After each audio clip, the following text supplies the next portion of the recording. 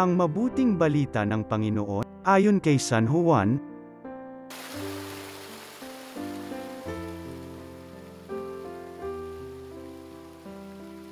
Madilim-dilim pa ng araw ng linggo, naparuan na si Maria Magdalena sa libingan.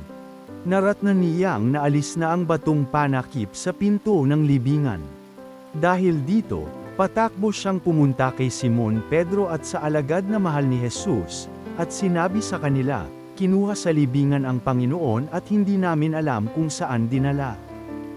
Si Maria ay nakatayong umiiyak sa labas ng libingan, yumuko siya at tumingin sa loob. May nakita siyang dalawang anghel na nakaupo sa pinaglagyan ng bangkay ni Jesus, ang isa'y sa gawing ulunan at ang isa na may sa paanan.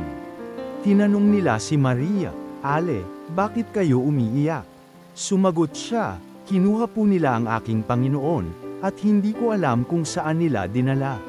Lumingon siya pagkasabi nito, at nakita niya si Jesus na nakatayo roon, ngunit hindi niya nakilalang si Jesus iyon.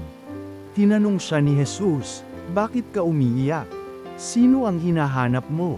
Akala ni Maria ay siya ang tagapag-alaga ng halamanan, kaya't sinabi niya, "Ginoo, kung kayo po ang kumuha sa kanya, ituro ninyo sa akin kung saan ninyo dinala at kukunin ko."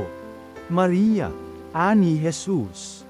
Humarap siya at kanyang sinabi, "Rabboni," ibig sabihin guro.